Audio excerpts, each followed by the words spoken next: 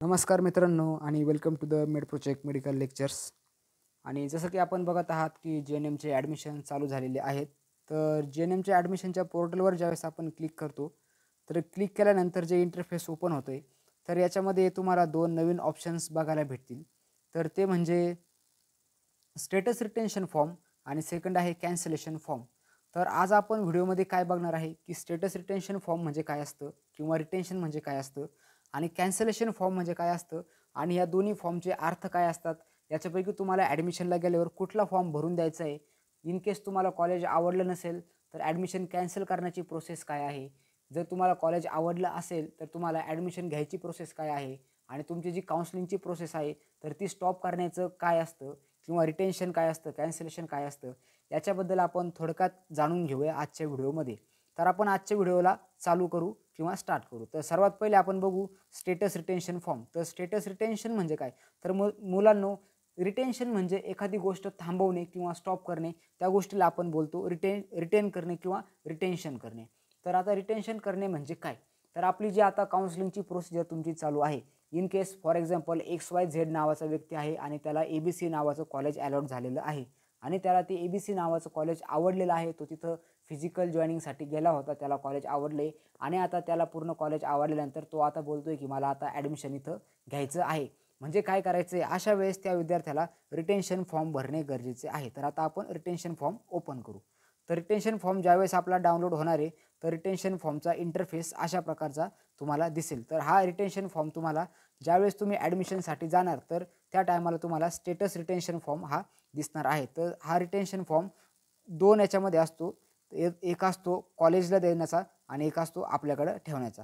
तर याच्यावरती तुमचं जे डिक्लेरेशन वगैरे असतं, त्यानंतर तुमचं जे नाव वगैरे असतं, तर हे आपण तिथं देत असतो. त्यानंतर तुमच्या पालकांची याच्यावर सिग्नेचर असते किंवा तुमची पण सिग्नेचर असते. तर या रिटेन्शन फॉर्मबद्दल आपण आता जास्त बोलणार नाही आहे. आपण फक्त बघतोय की रिटेन्शनचा अर्थ काय असतो. तर ज्यावेळेस तुम्हाला त्या कॉलेज आवडतं आहे आणि तुम्हाला तिथे ॲडमिशन फिक्स करायचं असतं, तर अशा कंडिशनमध्ये आपण तिथे रिटेन्शन फॉर्म हा भरून देत असतो. मला वाटतं तुमचा डाऊट क्लिअर झाला असेल की रिटेन्शन म्हणजे काय.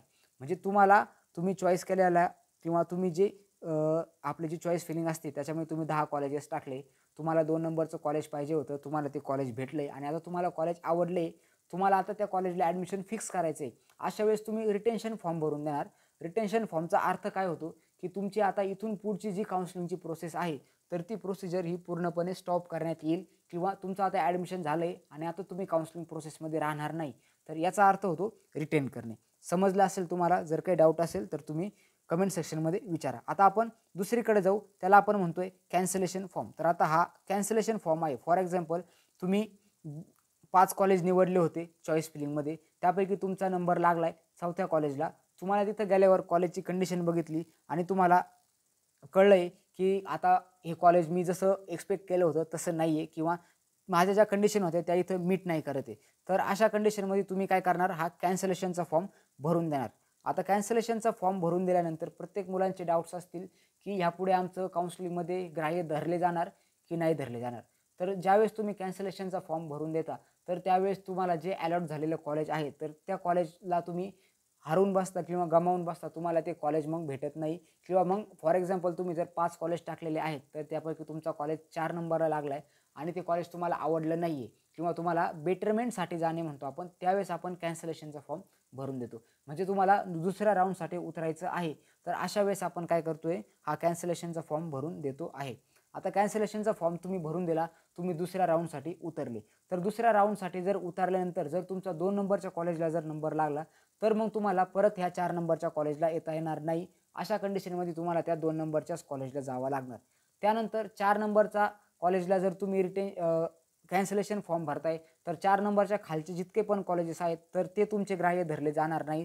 तुम्हाला 4 नंबरच्या वरचंच कॉलेज हे सेकंड राऊंडमध्ये अलॉट होण्याची शक्यता आहे किंवा जर सेकंड राऊंडमध्ये तुम्हाला कुठलंच कॉलेज जर अलॉट झालेलं जर नाही आहे तर तुम्हाला ज्या कॉलेजला तुमचा आधीच्या राऊंडमध्ये नंबर लागला होता म्हणजे 4 नंबर, तर तुम्हाला तिथंच ॲडमिशन घेणं हे गरजेचं आहे. तर असा अर्थ आहे कॅन्सलेशनचा. म्हणजे रिटेन्शन म्हणजे जिथं तुम्हाला ॲडमिशन फिक्स करायचं आहे अशा ठिकाणी तुम्ही रिटेन्शनचा फॉर्म भरणार आणि जिथे तुम्हाला ॲडमिशन कॅन्सल करायचं आहे किंवा तुम्हाला नेक्स्ट राऊंडसाठी उतरायचं आहे तर अशा ठिकाणी तुम्ही कॅन्सलेशनचा फॉर्म भरून देणार. एकदम सोपी पद्धत आहे ही रिटेन्शनची आणि कॅन्सलेशनची. कॅन्सलेशनचा अर्थ असा होतो की तुम्ही आता दुसऱ्या राऊंडसाठी उतरताय किंवा तुम्ही बेटरमेंटसाठी उतरताय. बेटरमेंटचा अर्थ होतो की आत्ताच्यापेक्षा काहीतरी चांगलं कॉलेज मिळण्यासाठी तुम्ही परत प्रयत्न करत आहात, त्यासाठी तुम्ही दुसऱ्या राऊंडला उतरताय, याचा अर्थ होतो बेटरमेंटला जाणे. आणि रिटेन्शन म्हणजे जे कॉलेज भेटले तुम्ही तिथं ॲडमिशन फिक्स करताय तर आणि प्रोसेस थांबवताय, त्याला आपण म्हणतो रिटेन करणे. तर एकदम सोप्या पद्धतीनं मी सांगायचा प्रयत्न केला आहे रिटेन्शन म्हणजे काय आणि कॅन्सलेशन म्हणजे काय. याच्याविषयी जर तुम्हाला अजून जर काही डाऊट जर असतील तर तुम्ही कमेंट सेक्शनमध्ये मला विचारा, आपण तिथून तुमचे डाऊट सॉल्व्ह करण्याचा प्रयत्न करू. आणि हा व्हिडिओ अशा विद्यार्थ्यांपर्यंत शेअर करा की ज्यांना JNM आणि ANMसाठी किंवा BSc नर्सिंगसाठी 2024मध्ये ॲडमिशन घ्यायचे आहेत. जर व्हिडिओ जर आवडला असेल मुलांनो तर व्हिडिओला लाईक करायला विसरू नका आणि चॅनलला नक्की सबस्क्राईब करून जा, कारण की यापुढे जे पण ॲडमिशनचे अपडेट्स येतील तर ते तुमच्यापर्यंत पोहोचवण्याचा प्रयत्न हा तुमचा मित्र करत राहील. त्यासाठी चॅनलला सबस्क्राईब करून जा आणि चॅनलला सपोर्ट करा. तुमच्या सपोर्ट किंवा तुमच्या सपोर्टमधून आणि कमेंटमधून आम्हाला पण एक पॉझिटिव्हनेस येते की आपले व्हिडिओ विद्यार्थ्यांपर्यंत पोहोचत आहेत आणि आम्हाला एक पॉझिटिव्हिटी येते अजून माहिती तुमच्यापर्यंत शेअर करण्यासाठी. तर मित्रांनो, व्हिडिओला परत एकदा लाईक करा आणि चॅनलला सबस्क्राईब करा.